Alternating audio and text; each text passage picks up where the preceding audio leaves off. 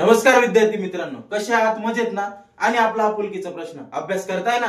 करायलाच पाहिजे, कारण मी अक्षय सर पुन्हा एकदा तुमच्यासाठी घेऊन आलोय महाराष्ट्र स्टेट बोर्डची लेक्चर सिरीज. आणि आपण क्लास 9 चा अल्जेब्रा हा विषय बघत होतो आणि त्यामध्ये आपण सुरू केलेला चॅप्टर होता लिनियर इक्वेशन इन 2 व्हेरिएबल्स. ह्या ज्या पर्टिक्युलर चॅप्टरचे पहिले दोन्ही लेक्चर आपण व्यवस्थित बघितलेले आहेत. त्यामध्ये आपण प्रॅक्टिस सेट जो काही आहे तुमचा 5.1 तो व्यवस्थित घेतला होता. त्याचबरोबर जे काही बेसिक आहे तुमचं regarding linear equation in 2 variables हे काय केलं होतं बाळांनो, व्यवस्थित त्या दोन्ही लेक्चर मध्ये बघितलेलं होतं. जर ते लेक्चर मिस केलं असेल तर डिस्क्रिप्शन मध्ये मी लिंक टाकलेली आहे, जाऊन ते लेक्चर व्यवस्थित बघायचे आहे. त्यानंतरच ह्या लेक्चरला काय करायचे आहे, तुम्ही सुरुवात करायची आहे. आता महत्त्वाची गोष्ट सांगायची झाली तर आजचा जो टॉपिक आहे तो सगळ्यात महत्त्वाचा टॉपिक आहे. मॅक्झिमम मुलांना तो टॉपिक खूप अवघड जातो. तो म्हणजे कुठला रे बाळांनो? लिनियर इक्वेशन इन 2 व्हेरिएबलचे काय करणे, वर्ड प्रॉब्लेम सॉल्व्ह करणे. आता वर्ड प्रॉब्लेम जर म्हटलं ना तर काय होतं रे, भीती निर्माण झालेली मुलांच्या मनामध्ये. याचं कारण काय आहे की वर्ड प्रॉब्लेम हा मुलांना वाचता येत नाही. वाचता येत नाही म्हणजे रे बाबा तुला काही इंग्लिश वाचता येत नाही असं नाही म्हणते मी. दिलेलं जे काही एक्सप्रेशन आहे तुम्हाला ते मॅथमॅटिकल टर्म मध्ये मुलांना कन्वर्ट करता येत नाही. मग ते कन्वर्ट करण्यासाठी काही बेसिक्स आहेत, ते मुळात सगळं आज मी तुम्हाला या लेक्चर मध्ये सांगणार आहे. जे बेसिक तुम्हाला आत्ताच नव्हे तर 10th ला हा चॅप्टर जसाच तसा 12th मार्कला आहे मी सांगितलेलं होतं. फर्स्टच चॅप्टर आहे रे बाळांनो, तिथे पण काम येणार आहे. त्याच बरोबर अप टू ग्रॅज्युएशन जिथे जिथे तुम्हाला वर्ड प्रॉब्लेम येतील आणि त्याचं कन्वर्जन तुम्हाला कशात करायचंय रे, मॅथमॅटिकल एक्सप्रेशन मध्ये करायचंय, तिथे तिथे तुम्हाला ह्या लेक्चरचा नक्कीच फायदा होणार आहे. तर आपण आजच्या जर्नीला काय करणार आहोत, सुरुवात करणार आहोत. तर चला आपण बघूया. आता सगळ्यात पहिल्यांदी वर्ड प्रॉब्लेम म्हटलं ना तर तो आयडेंटिफाय करणं फार गरजेचं असतं. मग ते आयडेंटिफाय करण्यासाठी काय तरी काही बेसिक गोष्टी आहेत, काही बेसिक ट्रिक्स आहेत, त्या तुम्हाला मी आजच्या लेक्चर मध्ये सांगणार आहे. आता काही वर्ड्स असतात, प्रत्येक जो काही फॉर्म्युलेशन असतं तुमचं मॅथमॅटिक्स प्रॉब्लेमचं, वर्ड प्रॉब्लेमचं, त्यामध्ये काय असतात रे, काही वर्ड मेन्शन केलेले असतात आणि रिगार्डिंग दॅट वर्ड त्यांचं मिनिंग काय असतं रे, हे कन्व्हर्टेबल असतं. कशामध्ये? मॅथमॅटिक्स एक्सप्रेशन मध्ये त्याचं काय असतं रे, कन्वर्ट करण्यासाठी त्याचा आपण वापर करत असतो त्या वर्डचा. ते वर्ड्स आपल्याला माहिती असायला पाहिजे. जर ते बेसिक माहित नसेल तर काय रे बाबा, तुला तो प्रॉब्लेमच आयडेंटिफाय करता येणार नाही. आणि जर तो प्रॉब्लेमच आयडेंटिफाय करता आला नाही तर सोल्युशन ही फार दूरची गोष्ट राहते. मग त्यासाठी आज आपण बेसिक पासून वर्ड प्रॉब्लेम काय असतात, कसे असतात ते व्यवस्थित बघणार आहोत. आता फर्स्ट लक्षात घ्यायचं, ऍडिशन केव्हा केव्हा करायची. आता काही वर्ड्स येतात, ती वर्ड्स कुठले कुठले असतात जर व्यवस्थित बघितलं तर जिथे जिथे सम हा शब्द दिसेल ना तुम्हाला ते तिथे काय करायचे असतील बाळांनो, ऍडिशन करायचे असतील. त्याचबरोबर मोर किंवा एक्सीड हा जरी शब्द तिथे आढळला कुठे तरी सुद्धा त्याची काय करायची असतील बाळांनो, ऍडिशन करायची असते. नेक्स्ट आहे तुमचा टुगेदर. आता दिलेल्या फॉर्म्युलेशन मध्ये जर टुगेदर हा शब्द आला तर तिथं पण काय करायचे असते रे, तुमची ऍडिशन करायची असते. नेक्स्ट असतो तुमचा एल्डर किंवा असेल बिगर, एल्डर दॅन, बिगर दॅन असा जरी शब्द आला तरी त्या दोन टर्मची काय करायला लागते, तुम्हाला ऍडिशन करायला लागते. त्यानंतर टोटल जर म्हटलं की काही गोष्टीची टोटल इतकी इतकी आहे, टोटल म्हणजे त्यांची काय करायची, तुम्हाला ऍडिशन करायची. आणि last but not the least काय रे, आफ्टर. बोलता बोलता म्हणू शकतो आपण प्रियंकाच एज इज काहीतरी आणि ती मोठी आहे, बरोबर. आणि आफ्टर 5 इयर्स, आफ्टर म्हणजे काय रे, 5 वर्षांनंतर. म्हणजे आफ्टर म्हटलं म्हणजे त्यात काय करावं लागते, तुम्हाला ऍडिशन करायला लागते. हे बेसिक हे वर्ड्स आपल्याला लक्षात ठेवायचे, ज्याचा वापर आपल्याला कशामध्ये होतो, वर्ड प्रॉब्लेम मध्ये होतो. मग ऍडिशन असेल तर हे वर्ड आपल्या लक्षात असायला पाहिजे. सिमिलरली जर सेकंड याला गेलं तर काय दिसतंय मला आता, सबस्ट्रॅक्शन दिसते. पण सबस्ट्रॅक्शन कधी करायची रे बाबा, जिथे जिथे हे वर्ड दिसतील तिथे मला काय करायचंय रे, सबस्ट्रॅक्शन ही ऍक्शन परफॉर्म करायची. सर्वप्रथम डिफरन्स हा जर शब्द कुठे आला तर मला काय करायचं रे बाळांनो, त्या दिलेल्या दोन गिव्हन टर्मची काय करायची आहे, सबस्ट्रॅक्शन करायची. जर लेस हा शब्द आला तरी सुद्धा मी सबस्ट्रॅक्शन करतो. ऍगो, स्मॉलर आणि सबस्ट्रॅक्ट हे जर शब्द दिसले तर मला काय करायला लागतं रे, त्या पर्टिक्युलर थिंक मध्ये त्याची काय करावं लागते रे, सबस्ट्रॅक्शन करावी लागते. एकदम सोपी गोष्ट आहे, हे व्यवस्थित लक्षात असलं पाहिजे. पटकन याचा स्क्रीनशॉट काढून घ्या. आपण काय करूयात, नेक्स्ट फॉर्म्युलेशन्स बघूयात. ओके, आय होप तुम्ही याचा स्क्रीनशॉट घेतलेला असेल. आता आपण नेक्स्ट बघूयात. नेक्स्ट आहे तुमचं इक्वल टू. आता वाक्यामध्ये इक्वल टू हे साइन कधी वापरायचे मॅथमॅटिक एक्सप्रेशन करत असताना, तर सर्वप्रथम इज बरोबर किंवा वॉज, आर, त्यानंतर काय रे तुमचं वॉज, आता इथं वॉज, त्यानंतर इक्वल आणि काय रे वेअर. आता वॉज डबल झालंय, टायपिंग मिस्टेक आहे. मेन मुद्दा काय, जर वाक्यात इज असेल तर काय घ्यायचे तुम्हाला, इज इक्वल टू घ्यायचे. वॉज असेल तरी पण काय घ्यायचे बाळांनो, इज इक्वल टू घ्यायचे. त्यानंतर वाक्यात आर जर दिसलं कुठं म्हणजे त्याचा मिनिंग सुद्धा काय होतो तुमचा इज इक्वल टूच होतो. त्यानंतर इक्वल हे तर आपल्याला माहितीच आहे, आणि वेअर जरी आलं तरी पण काय वापरायचं तुम्हाला, इज इक्वल टूच वापरायचा आहे. लक्षात आलं, एकदम सोपं. म्हणजे काय रे, जिथं जिथं इंग्लिशचे हेल्पिंग व्हर्ब दिसतायत तुम्हाला तिथं तिथं काय कसलं साइन टाकायचं आपल्याला, इज इक्वल टू चं साइन टाकायचं आहे. सोपं आहे, काही अवघड नाही. त्यानंतर आपण बघूयात मल्टिप्लिकेशन. आता मल्टिप्लिकेशन जर म्हटलं ना तर जिथं जिथं इनटू हा शब्द दिसतोय ना तिथं आपल्याला काय करायला पाहिजे रे, मल्टिप्लिकेशन करायला पाहिजे. त्यानंतर जिथं टाइम्स हा शब्द दिसतोय तिथं सुद्धा पण आपण काय करत असतो, मल्टिप्लिकेशन करत असतो. त्याचबरोबर इनक्रीज हा शब्द जरी दिसला तरी किंवा इन्क्रीमेंट हा शब्द दिसला तिथं आपण काय करत असतो रे, मल्टिप्लिकेशन करत असतो. त्यानंतर राहिला आता शेवट आपला कसला आहे रे, डिवाइडचा. आता डिवाइड मध्ये जिथं जिथं रेशो हा शब्द दिसतो तिथं आपल्याला कोणती ऍक्शन परफॉर्म करायला लागते बाळांनो, डिवायडेशनची ऍक्शन परफॉर्म करायला लागते. म्हणजेच आपण रेशो घेत असतो त्याचा. आणि दुसरी गोष्ट काय, डिव्हिजन हा शब्द जिथे जिथे दिसेल तिथे तुम्हाला काय करायचं रे बाळांनो, त्याचं मल्टिप्लिकेशन आलं ना, त्याचं काय करायचंय तुम्हाला, डिव्हिजन करायचं आहे. ह्या पद्धतीने आपण सर्व व्यवस्थित बघितलेले आहेत.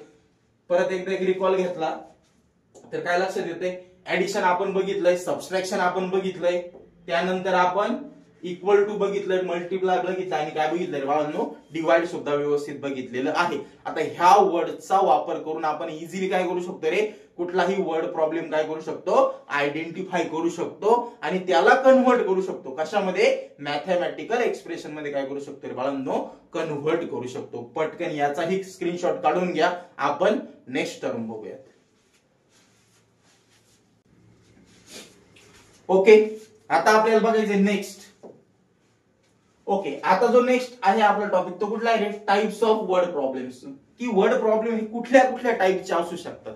आता एक प्रकार काय सांगितलं तुम्हाला, रिगार्डिंग प्रॉब्लेम्स रिगार्डिंग एज, म्हणजे एजशी रिगार्डेड काय असू शकतात रे, वर्ड प्रॉब्लेम असू शकतात. सेकंड काय म्हटलंय, प्रॉब्लेम्स रिगार्डिंग नंबर्स, म्हणजे काय तुम्हाला जे काही व्हेरिएबल्स दिलेले असणार एक्स आणि वाय ते तुम्हाला ते काय असणार आहे ते त्याचा आन्सर म्हणजे ते नंबर्स असणार आहेत बरोबर, म्हणजे तुम्हाला नंबर्स आयडेंटिफाय करायचे.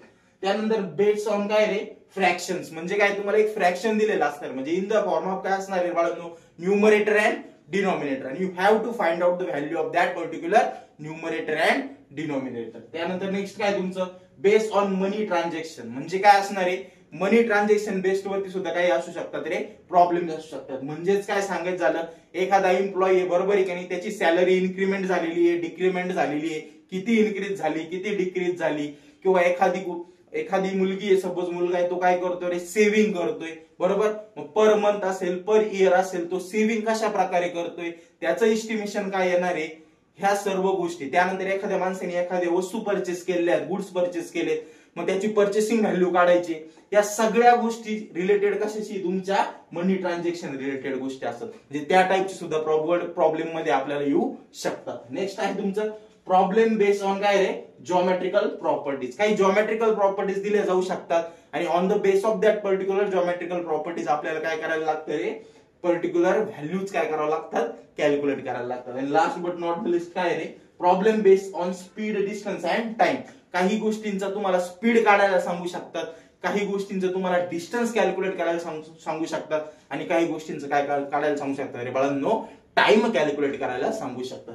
So these are the basic types of our word problems. हे सर्व टाइप्स आपल्याला वन बाय वन आता काय करायचे आहेत, बघायचे आहेत. तर आता मग वर्ड प्रॉब्लेम बेसिक तुमच्या व्यवस्थित लक्षात आलं असेलच. मग आता आपण काय करणार आहोत रे बाळांनो, आपण आपला जो काही प्रॅक्टिस सेट आहे कुठला 5.2 त्याचं काय करणार आहोत, प्रॉपर इव्हॅल्युएशन बघणार आहोत. ते कसं सॉल्व्ह करायचं, काय करायचं, आणि मेन मुद्दा काय आपला की how to identify that particular problem. तो प्रॉब्लेम आपण कशा प्रकारे आयडेंटिफाय करू शकतो, how we convert that word problem into our mathematical expressions, equations कसे बनवू शकतो, या सर्व गोष्टी वन बाय वन आपण काय करणार आहोत, ह्या प्रॅक्टिस सेट मध्ये काय करणार आहोत रे बाळांनो, बघणार आहोत. तर चला सुरू करूयात प्रॅक्टिस सेट 5.2. ओके, ओके, तर पहिला प्रश्न जो दिलाय तो कुठला आहे आपल्याला question, in an envelope there are some 5 rupees notes and some 10 rupees note. एक इन्व्हलप आहे, त्यामध्ये काही 5 रुपीजच्या नोट्स आहे आणि काही 10 रुपीजच्या नोट्स आहे. बरोबर आहे की नाही. मी आता सुरुवातीला काय म्हणणार आहे बाळांनो, लेट अस कन्सिडर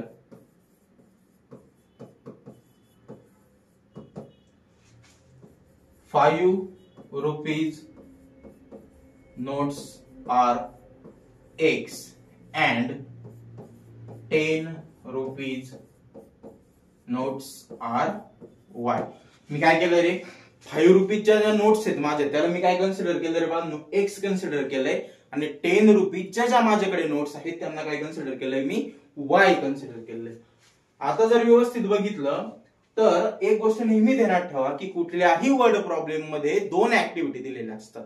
बरोबर आहे की नाही. आणि त्या 2 ऍक्टिव्हिटींचा वापर करून आपल्याला काय करायचं असतं रे, 2 इक्वेशन फॉर्म करायचे असतात आणि ते सोडवल्यानंतर आपल्याला काय मिळत असतं, आपलं फायनल आन्सर मिळत असतं. मग आता यात जर व्यवस्थित बघितलं तर काय म्हटलंय, टोटल. आता टोटल शब्द आला म्हणजे काय रे, ऍडिशन. आठवतंय आपण त्या चार्ट मध्ये बघितलेलं आहे.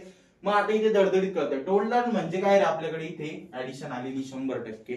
ठीक आहे. आता total amount of these notes together is 350 rupees. म्हणजे काय, या दोन्ही नोट्सची जर मी टोटल केली म्हणजे बेरीज केली तर त्याची ऍडिशन किती येणार आहे, 350 रुपीज येणार आहे. बट आता तुम्ही काय म्हणसाल, म्हणजे काय करायचं सर, एक्स प्लस वाय इज इक्वल टू 350. नाही रे बाळा, नंबर ऑफ नोट्स म्हटलं असतं तर तसं आलं असतं. यांनी अमाऊंट म्हटलंय.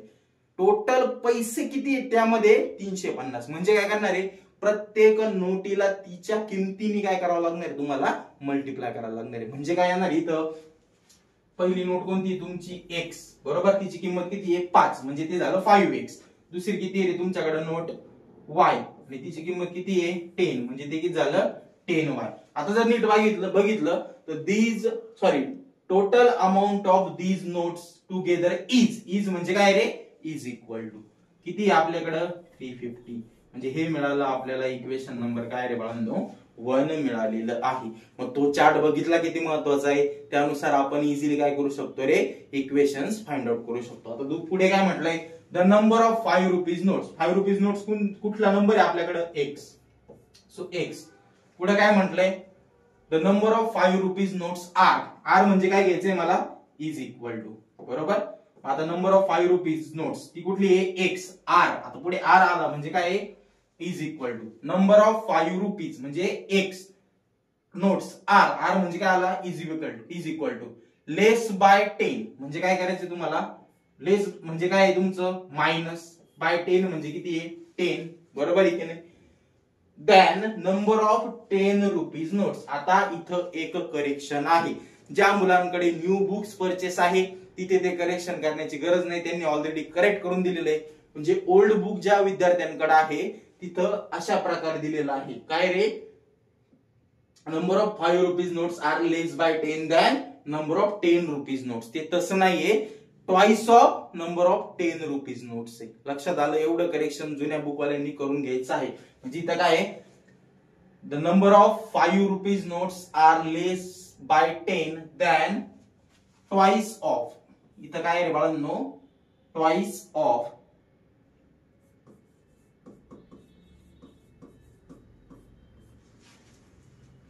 10 रुपीज नोट्स. बरोबर. म्हणजे ट्वाइस ऑफ म्हणजे किती मल्टिप्लाय करायचं मला, 2 नी. कुठल्या नोट्सला करायचंय रे, 10 रुपीजच्या नोट्सला करायचंय. म्हणजे काय येणार आहे माझं इथं 2y. आय होप हे तुम्हाला व्यवस्थित लक्षात आलं असेल. मग आता काय करायचंय तुम्हाला, हा 2y इकडे प्लस आहे, पलीकडे जाऊन काय होणार आहे बाळांनो, तो मायनस होणार आहे. म्हणजे काय आलं तुमचं इथं, x minus 2y is equal to किती रे बाळांनो, इथं -10. आता याला इक्वेशन नंबर काय म्हणतोय बाळांनो, मी 2 म्हणतो. ओके. आता मला काय करायचंय, आयदर x ला सारखा करून घ्यायचंय किंवा y ला सारखा करून घ्यायचंय. आता जर नीट बघितलं तर इथं वरती 5x आहे, खाली काय रे बाळांनो, x आहे. म्हणजे काय लक्षात येतंय, इक्वेशन 2 ला मला कशाने मल्टिप्लाय करायची गरज आहे रे, 5 नी मल्टिप्लाय करायची गरज आहे. मग मी इथं काय म्हणणार आहे, मल्टिप्लाय इक्वेशन 2 बाय किती रे बाळांनो, 5.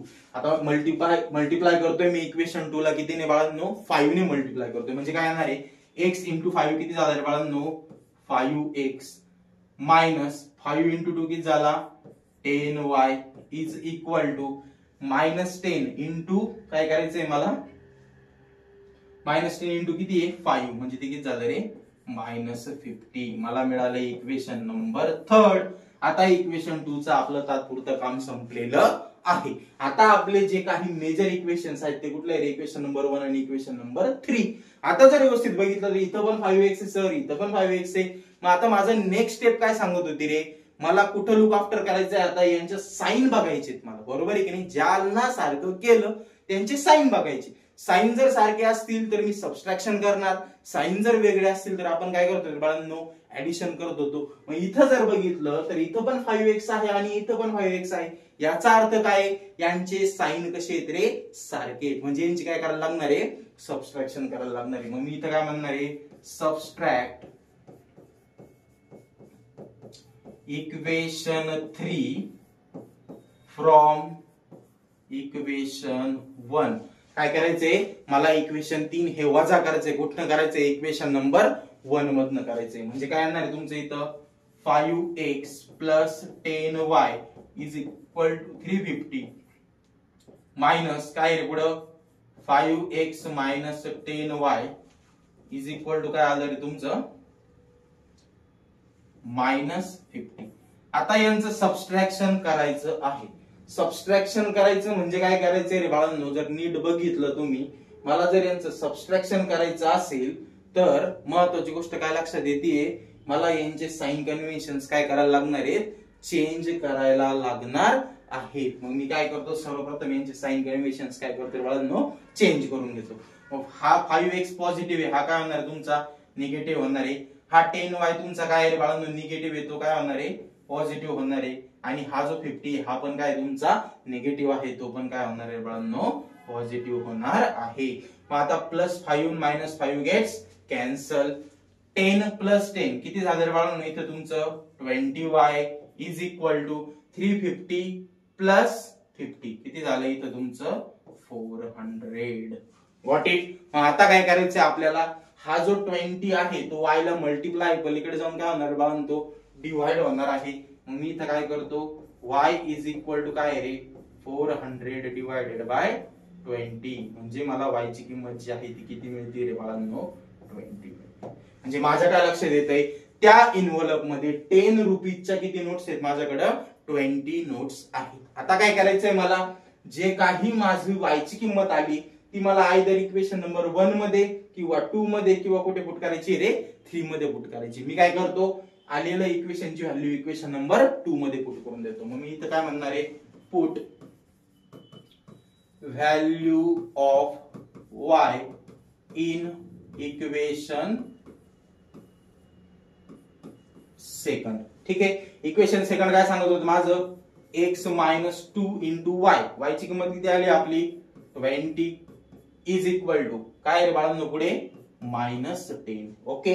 असं therefore x is equal to x minus 20 into 2 किती झालंय माझं 40 इज इक्वल टू काय आलंय रे -10. येतंय लक्षामध्ये. So therefore x is equal to हा 40 इकडे मायनस आहे पलीकडे जाऊन काय होणार आहे बाळांनो तो प्लस होणार आहे. म्हणजे हे झालं -10 प्लस 40 म्हणजे मला जी x ची किंमत मिळाली ती किती मिळाली रे बाळांनो 30. मग मी काय केली ना आता दोन्हीही किमती मला मिळालेल्या आहेत. इकडे मला मिळालाय y आणि नंतर मला काय मिळालेलं आहे रे बाळांनो x मिळालेला आहे. आता मला यांची लिहायची असते समरी. समरी लिहिली नाही अर्धा मार्क कट होतो, मी पहिलंच सांगितलेलं होतं. मग आता मला लिहायची आहे समरी. आता समरी कशी लिहायची सर, तर एकदम सोपं आहे. जे अज्युम केलेलं होतं तीच तुमची समरी असती. फक्त काय करायचं x च्या जागी x ची किंमत टाकायची, y च्या जागी y ची किंमत टाकायची. मग इथं काय येणार 5 रुपीज नोट्स आर किती तुमच्याकडे इथे लिहायचं समरी मध्ये 5 रुपीज नोट्स आर किती येते त्या 30 आणि खाली काय लिहिणार तुम्ही 10 रुपीज नोट्स आर किती त्या टोटल आलेल्या आपल्या 20. आणि जर आपल्याला क्रॉस चेक करायचं असेल की आपला आन्सर बरोबर आहे की नाही तर कसं करणार आहे बाळांनो 5 इंटू 30 किती होणार आहे तुमचे 150 आणि 10 इंटू 20 किती होणार आहे 200. आणि पहिलंच काय सांगितलं त्या दोघांची बेरीज किती आहे 350. मग 200 प्लस 150 किती येते आपलं 350 येत असतं. अशा प्रकारे वर्ड प्रॉब्लेम सोडवले जातात. आय होप तुम्हाला हा प्रॉब्लेम व्यवस्थित समजला असेल. पटकन याचा स्क्रीनशॉट काढून घ्या. आपण नेक्स्ट एक्झाम्पल बघूयात.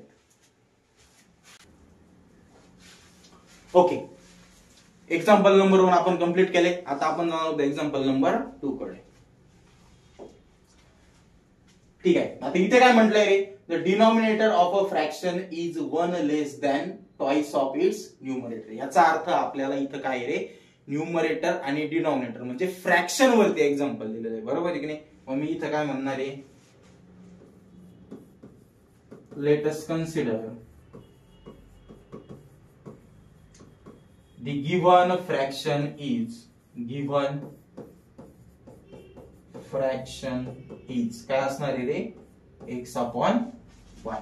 आपण काय केलंय, दिलेला जो काही फ्रॅक्शन आहे त्याला काय कन्सिडर केलं, x अपॉन y. म्हणजेच काय, x हा झाला माझा न्यूमरेटर आणि y हा काय झाला रे बाळांनो, डिनॉमिनेटर झालेला आहे. मग आता मला with the reference of that मला काय करायचंय, ज्या काही मला त्यांनी ऍक्टिव्हिटीज दिलेल्या आहेत 2, त्यानुसार मला हे एक्झाम्पल काय करायचं आहे रे बाळांनो, सॉल्व्ह करायचं आहे. मग आता स्टार्टिंग करूयात. The denominator of a fraction is म्हणजे इज इक्वल टू, सुरुवातीला काय सांगितलंय, the denominator of a fraction. Denominator of a fraction काय आपल्याकडे इथे y. The denominator of a fraction म्हणजे y. इज म्हणजे काय सांगितलं तुम्हाला, is equal to 1 less than म्हणजे काय करायचंय, -1 कुणाच्या आहे, twice of its numerator. Numerator काय तुमच्याकडे x आणि ट्वाइस म्हटले म्हणून काय आलं 2x. म्हणजे काय मिळालं, y is equal to 2x minus 1. आता इथे जर नीट बघितलं तर हा 2x इकडे काय रे बाळांनो प्लस आहे, पलीकडे जाऊन तर काय होणार आहे मायनस होणार आहे. किंवा तुम्ही काय करू शकता, या 2x ला जर मला पॉझिटिव्ह ठेवायचा असेल तर हा -1 पलीकडे जाऊ द्या आणि तिकडचा y इकडे येऊ द्या. कसं केलं तरी चालेल. मग आता हे कसं करूयात आपण, हा y इकडे घेऊयात आणि हा 1 तिकडे घेऊयात. मग काय येईल इथं 2x. आता हा y इकडे प्लस इकडून काय होणार आहे -y इज इक्वल टू, हा इकडे -1 पलीकडे जाऊन काय होणार आहे रे 1.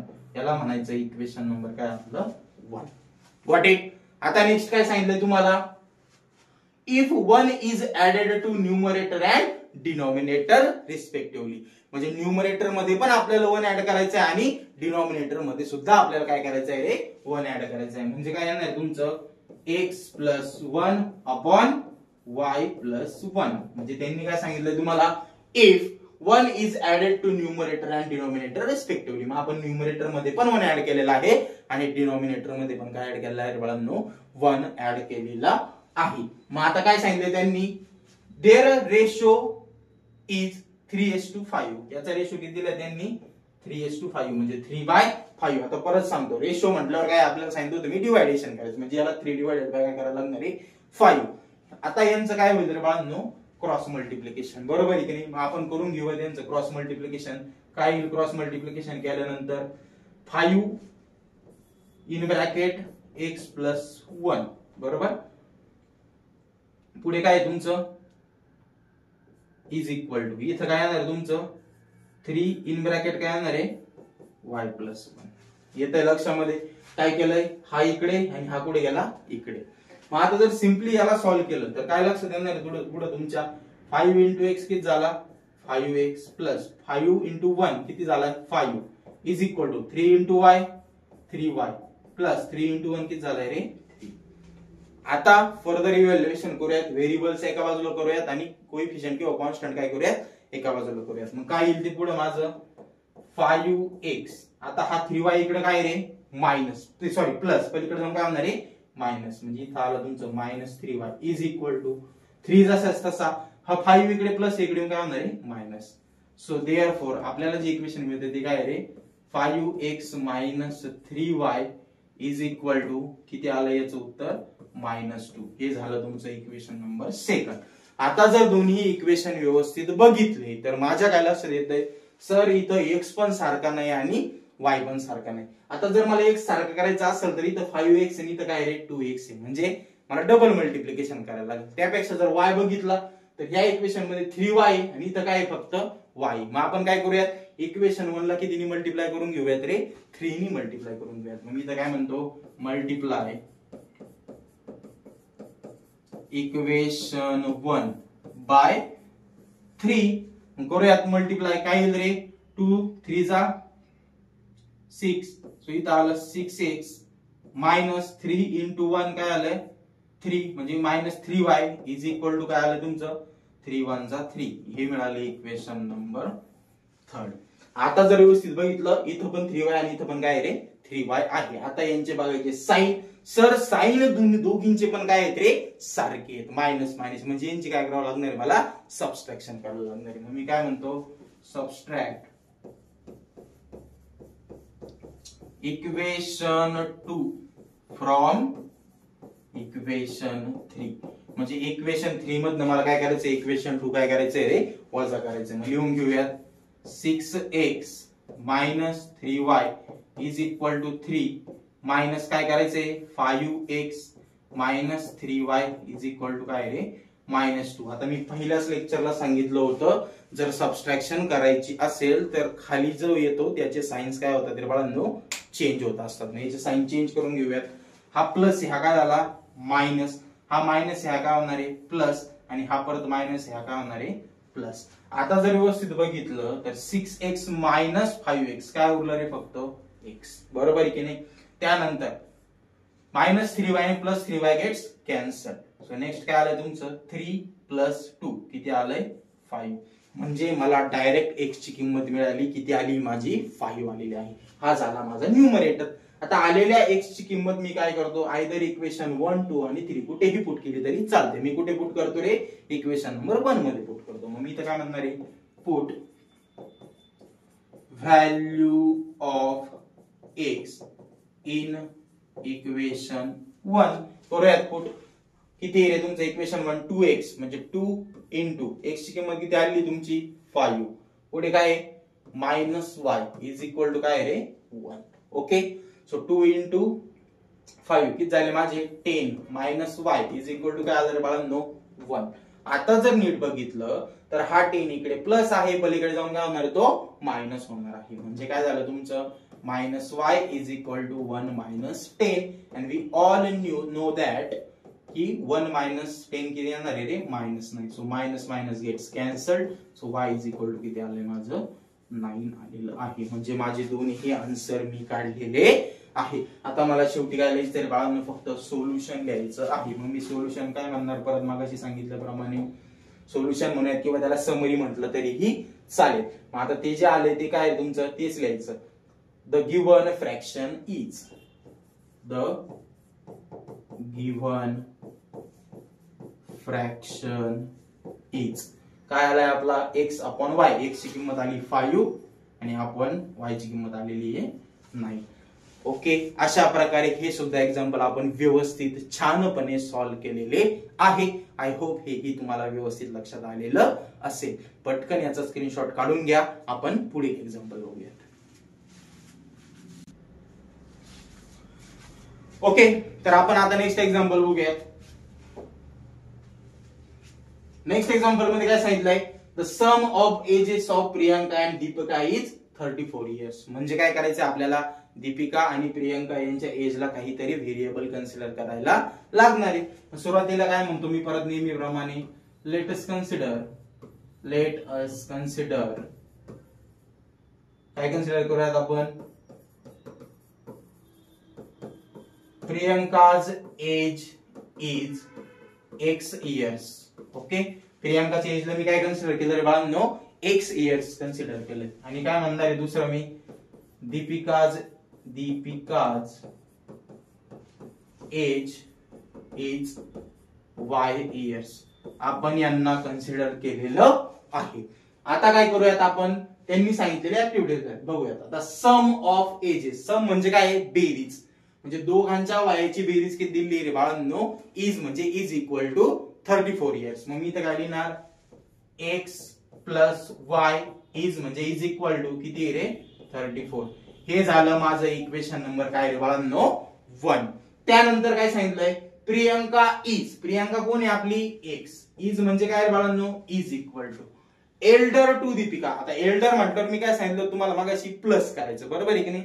मग प्रियंका इज एल्डर म्हणजे काय आलं प्लस टू दीपिका. दीपिका कोणती आहे y बाय किती रे 6 इयर्स, म्हणजे इथं काय आला 6, म्हणजे आपल्याला काय मिळालं x is equal to y plus 6. Got it. मग आता हा जो y आहे तो इकडे काय रे बाळांनो प्लस आहे, पलीकडे जाऊन काय होणार तो मायनस होणार आहे, म्हणजे आपल्याला काय मिळालं x minus y is equal to 6. Equation number काय मिळालं रे बाळांनो आपल्याला सेकंड मिळालेलं आहे. आता जर मी व्यवस्थित बघितलं तर काय दिसतंय इथे x पण सारखा आहे आणि y पण सारखा आहे. मग मी इथे ऍडिशन पण करू शकतो आणि सबट्रॅक्शन पण करू शकतो. का? x चे साइन सारखे आहेत, y चे साइन वेगळे. आता सबट्रॅक्शन करायची चिन्ह बदलावे लागतात, कोणी सांगितले एवढे झंझट करायला, ऍडिशन दिसती ना करून टाकायची. मग काय म्हणायचं ऍड इक्वेशन काय म्हणणार आहे मी 1 and 2. So add equation 1 and 2. घ्या मग इक्वेशन 1 आहे x plus y is equal to 34 plus पुढे काय रे x minus y is equal to किती आलंय 6. आता प्लस y आणि minus y gets cancel. So x plus x किती झालं रे बाळांनो आपला 2x is equal to 34 plus 6 किती झालंय माझं 40. येते लक्षामध्ये. मग हा 2 याला जर मल्टिप्लाय तर इकडे जाऊन काय होणार रे बाळांनो डिवाइड होणार आहे. So 40 divided by 2. सो मला जे आन्सर आलंय x चं ते किती मिळालेलं आहे बाळांनो 20. म्हणजे प्रियांकाचं जे काही एज आहे ते किती रे बाळांनो 20 इयर्स आलेलं आहे. आलेली x ची व्हॅल्यू आयदर इक्वेशन 1 मध्ये पुट करायची किंवा इक्वेशन 2 मध्ये पुट करायची. मग मी काय म्हणतो इथं put value of x in equation 2 म्हणूयात आपण. So x minus y is equal to 6 आहे, x ची व्हॅल्यू आहे 20 minus y is equal to किती आलाय रे 6. आता हा 20 इकडे प्लस आहे, पलीकडे जाऊन काय होणार रे बाळांनो तो मायनस होणार आहे. म्हणजे काय आलं तुमचं minus y is equal to 6 minus 20 and we all know that 6 minus 20 is equal to किती येणार रे minus 40. Minus minus gets cancelled. So y is equal to किती मिळालं आपल्याला 14 हे आन्सर आलेलं आहे. म्हणजेच प्रियांकाचं एज झालं 20 आणि दीपिकाचं पादुकोणचं एज किती झालं रे बाळांनो तुमचं 14 झालेलं आहे. एकदम सोपं आहे, काहीही अवघड नाही. मग आता काय करणार याचं तुम्ही शेवटी काय करणार आहोत समरी लिहिणार आहे. सो समरी कशी लिहायची मग अशी सांगितलं जे कन्सिडर केलंय त्याच्यात व्हॅल्यू टाकून द्यायची फक्त. मी काय म्हणणार प्रियंकाज एज इज किती रे बाळांनो 20 years and Deepika's age is 14 years. अशा प्रकारे आय होप तुम्हाला हाही प्रॉब्लेम व्यवस्थित लक्षात आलेला असेल. पटकन स्क्रीनशॉट काढून घ्या, आपण नेक्स्ट एक्झाम्पल बघूया. ओके, आता आपण काय करणार आहोत नेक्स्ट एक्झाम्पल बघणार आहोत. The total number of lions and peacock in a certain zoo is 50. म्हणजे काय करायचं टोटल नंबर ऑफ लायन्सला आपण x म्हणूया, टोटल नंबर ऑफ पिकॉकला आपण y म्हणूया. मग इथे मी सुरुवात काय म्हणणार आहे लेट अस कन्सिडर काय कन्सिडर करायचंय मला total numbers of lions are x and total numbers of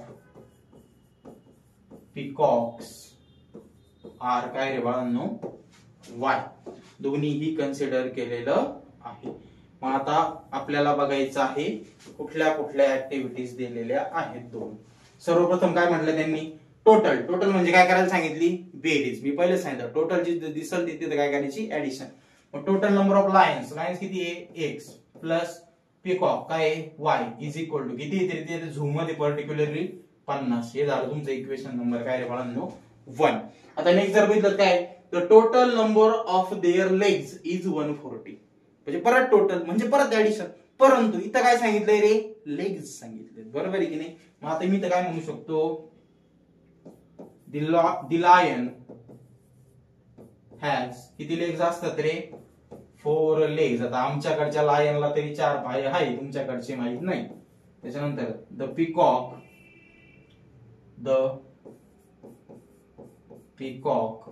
has किती लेग्स असतात रे 2 लेग्स. मग आता काय येणार आहे तुमचं इथं total number of their legs is 140. म्हणजे काय लायन काय तुमचा एक्स त्याचे टंगडे किती ते 4 म्हणजे इथं किती झाले 4x प्लस पिकॉकला किती टंगडे आहेत 2 बरोबर. मग ते y म्हणजे किती झाले 2y इज इक्वल टू किती आलं बाळांनो 140. इक्वेशन नंबर काय आलंय तुमचं सेकंड. आता दोन्ही इक्वेशन जर व्यवस्थित बघितले सर कुणीच सारखं नाही मग मी काय करतो इथं y सारखं करून घेतो. मग खाली 2a वरती किती मल्टिप्लाय करायला पाहिजे रे 2 नी. मग मी इथं काय म्हणणार आहे मल्टिप्लाय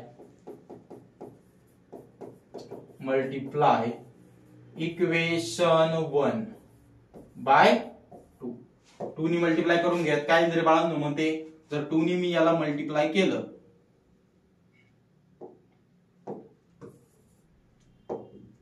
घेऊयात मल्टिप्लाय करून 2x plus 2y is equal to किती झालं ते 100. इक्वेशन नंबर किती मिळालंय मला 3. वर्क केलंय 1 मध्ये तात्पुरतं त्याला काय करायचं बाजूला ठेवायचं. मग आता इक्वेशन 2 आणि 3 मध्ये काय दिसतं इथं पण 2y आणि खाली पण काय राहिलं 2y. साइन कन्व्हेन्शन्स कसे दोन्हींचे पण सारखे म्हणजे यांची काय करायची सबस्ट्रॅक्शन. मग इथं मी म्हणतो सबस्ट्रॅक्ट इक्वेशन.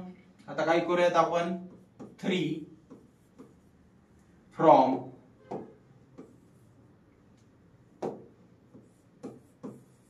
इक्वेशन 2 मधून इक्वेशन 3 काय करायचंय मला वजा करायचं आहे. मग इक्वेशन 2 आधी लिहून घ्या 2x plus 2y is equal to 140 minus काय करायचंय मला 2x plus 2y is equal to काय रे 100. आता सबस्ट्रॅक्शन म्हणजे साइन चेंज हा प्लस ह्या झाला मायनस हा प्लस ह्या झाला मायनस आणि आपण प्लस ह्या काय झाला minus. 2y gets cancel. So 4 minus 2 किती उरलं इथं 2x is equal to 140 minus 100 किती आले रे बाळांनो 40. So therefore x is equal to किती येणार आहे 40 डिवायडेड बाय 2. सो आपलं फायनल आन्सर काय आलं रे बाळांनो x इज इक्वल टू किती आलाय 20.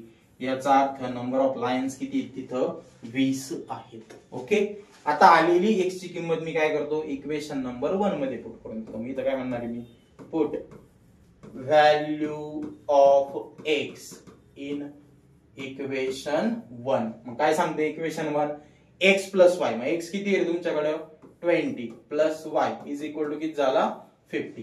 आता हा 20 इकडे काय आहे बाळांनो प्लस आहे पलीकडे जाऊन काय होणार तो मायनस होणार आहे. So therefore y is equal to 50 minus 20. So आपली y ची जी किंमत आली ती किती आली रे बाळांनो 30. म्हणजे दोन्हीही आन्सर आपले आलेले आहेत. शेवटी काय लिहायची मला समरी द्यायची आहे सर. समरी काय सांगते मग माझी एकदम सोपं आहे. काय सांगते रे बाळांनो समरी तर टोटल नंबर ऑफ लायन्स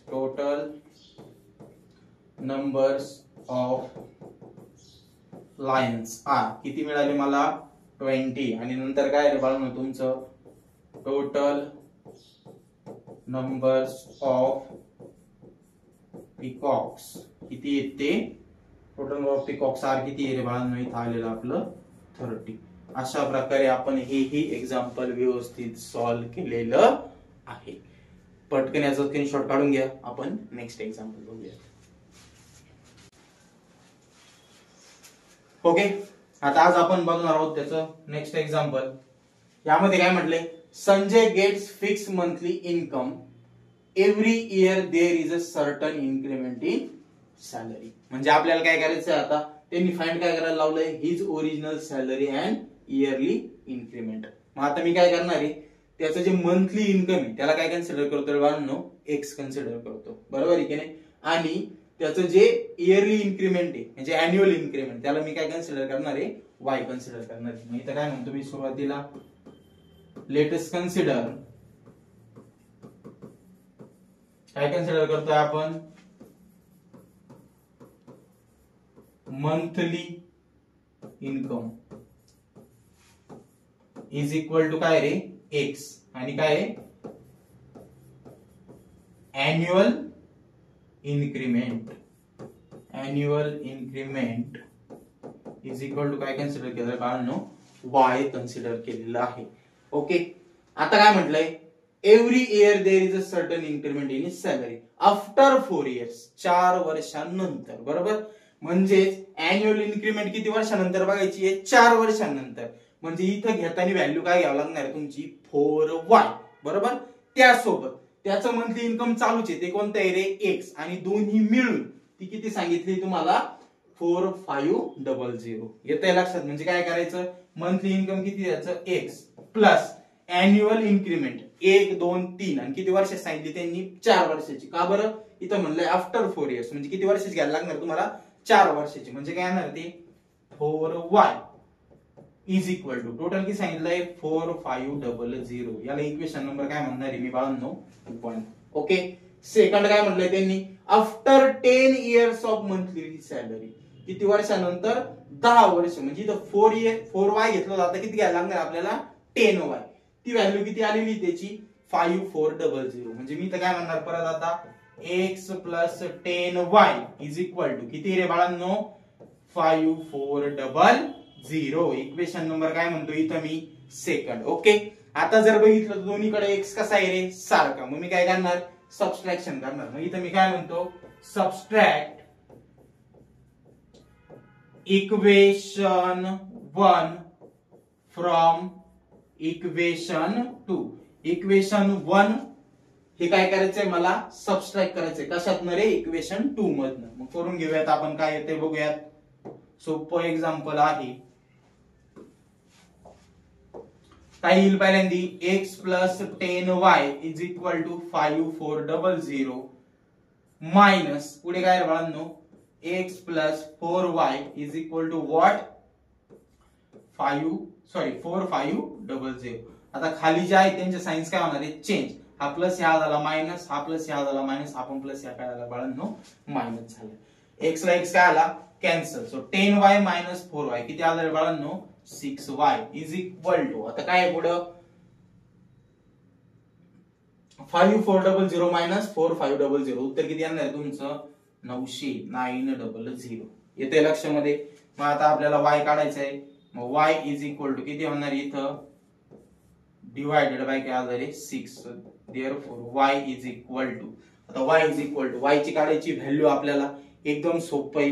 कसं येते तुमच्या लक्षात? याचं जे काही मल्टिप्लिकेशन, याचं जे काही भागाकार आहे तो किती येणार आहे तुमचा? 150. भागाकार करता येतो आपल्याला, करून बघा. एकदम सोपं आहे, बरोबर. मग जी काही y ची व्हॅल्यू आली ती किती आहे? 150. म्हणजे त्याची जी अॅन्युअल इन्क्रीमेंट होती ती किती रे? 150 रुपयांनी त्याची अॅन्युअल इन्क्रीमेंट होत आहे. आता दुसरी महत्त्वाची गोष्ट, आलेली y ची व्हॅल्यू आयदर इक्वेशन 1 मध्ये पुट करायची किंवा 2 मध्ये पुट करायची. आपण काय करूयात? इक्वेशन नंबर कशात पुट करूयात रे? 2 मध्ये, 1 मध्ये करूयात. चला मग आपण काय म्हणणार? Put value of y in equation 1. Equation 1 काय सांगतं रे?